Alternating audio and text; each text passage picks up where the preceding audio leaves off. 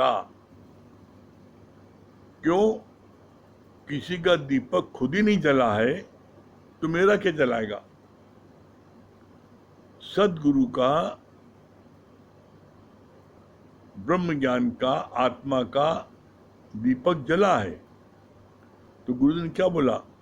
जो गुरु के नजदीक आएगा और गुरु के नजदीक आकर के गुरु के दीपक से अपना दीपक मिलाएगा, उसका दीपक जल जाएगा।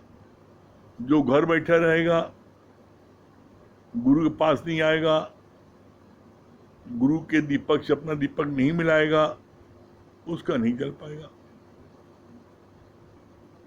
और इसमें एक बात और ध्यान देने की है, गुरु के दीपक से आपका दीपक जल गया, तब भी अगर आप माया में जाओगे और अधिक समय माया में दोगे तो वो दीपक आपका बुझ जाएगा और किसी काम का नहीं रहेगा। न वो माया वालों काम आएगा और न वो जो है प्रेमियों काम आएगा। कैसे? इसका गुरुजी ने बड़ा सुंदर उदाहरण पेश किया है। क्या बोला है? कहा है जैसे पानी में तिल डालो तो पानी कुछ समय तक जो है वो तेल के ऊपर तेल जो है वो तैरता रहेगा पानी ऊपर, लेकिन जैसे ही आप जो है क्या करोगे, वो देर तक रहेगा, तेल पानी में देर तक पड़ा रहेगा तो परिणाम क्या होगा? पानी में तेल मिक्स हो जाएगा, तो न पानी को पीने के काबिल आएगा और न वो तेल लगाने काम आएगा।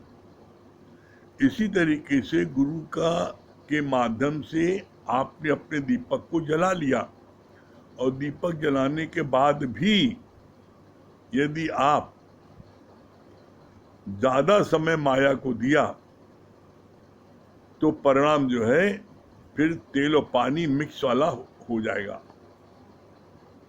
इसीलिए गुरु ने क्या बोला? हम गुरुद्वार से लाए हैं ये ब्रह्माकार वृत्ति, गुरुद्वार से लाए, इस वृत्ति को रखना मेरे मनुआ संभाल के, देखना ये वृत्ति ब्रह्म से पलटा न खाए और दे छोड़ अमीरस जहर पान न करे। जहर पान क्या है? माया। आप माया में अधिक समय दोगे तो आपका जो गुरु ने मेहरबानी करके तुम्हारे दीपक को जला दिया है वो दीपक बुझ जाएगा। इसीलिए गुरु जी क्या बोलते हैं? कहते हैं दीपक जब जल जाए तो इसको वायु रहित स्थान पर रखो। वायु रहित मतलब माया से बचा कर रखो। फिर कैसे बोला? कहा लालटेन के अंदर रखो। जब लालटेन के अंदर दीपक रहेगा तो कैसी भी माया की हवा चलेगी तो वो दीपक बुझने नहीं पाएगा। ये लालटेन क्या है? लालटेन के अंदर दीपक क्या है? इसका सिद्धांत क्या है? इसका सिद्धांत है कि इस लक्ष्मण रेखा के अंदर रहना, सत्संग की, सत्संग प्रेमियों के बीच में रहना, माया वालों बीच में नहीं जाना। और माया वालों बीच में जाना पड़े, कहीं शादी में, कहीं विवाह में, कहीं मुंडन में, कहीं पार्टी में जाना पड़े तो अपने 4 प्रेमी साथ में रखना, इस घेरे में रहना। तो क्या होगा? माया की कोई भी आंधी उस दीपक को नहीं बुझा पाएगी। हम इतना परहेज में रहते हैं, अपने बात करें। यहां पर कोई किसी को नहीं जांच सकता। क्यों? क्योंकि जब तक आपके अंदर में स्वतः इस बात की ललक जागृत नहीं होगी कि मेरा जो दीपक गुरु की कृपा से जल गया है, अब ये दीपक मेरा अंत तक जलता रहे और लोगों को इससे प्रकाश मिले, इससे रास्ता मिले, समझ मिले। तो ये संभव कब है? ये संभव है कब? जब गुरु के ज्ञान को आप जरूरतमंद को जाकर के बांटो। जो बांटन वाले को लगे मेहंदी का रंग, जो इस ज्ञान को बांटता है उसका ज्ञान पक्का होता है और नित्य ठोस सवाए। ये बात ध्यान रखना है, बांटते समय हमें इस बात का पूर्ण रूप से ध्यान रखना है। क्या ये ज्ञान क्या है? ये ज्ञान है हमारी इकलौती कन्या,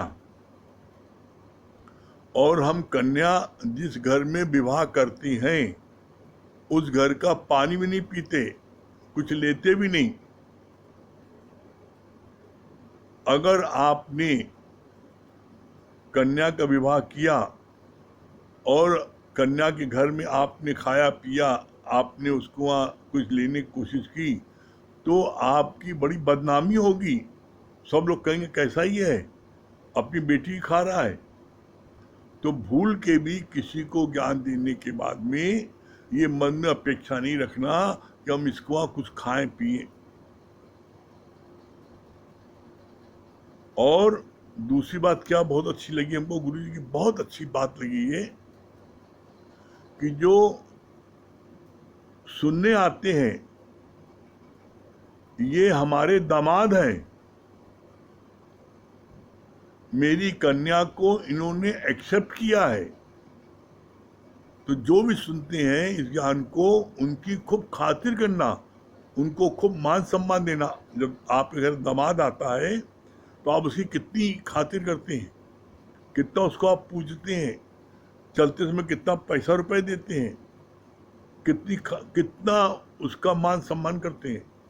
बोला इसी तरीके से जो इस ज्ञान में आ रहे हैं, आपकी कन्या से विवाह किया है, कन्या को अच्छे से रख रहे हैं, अच्छे से परवरिश कर रहे हैं, आपकी दामाद है, तो इनको आप खूब प्यार करो, इनको खूब मान सम्मान दो।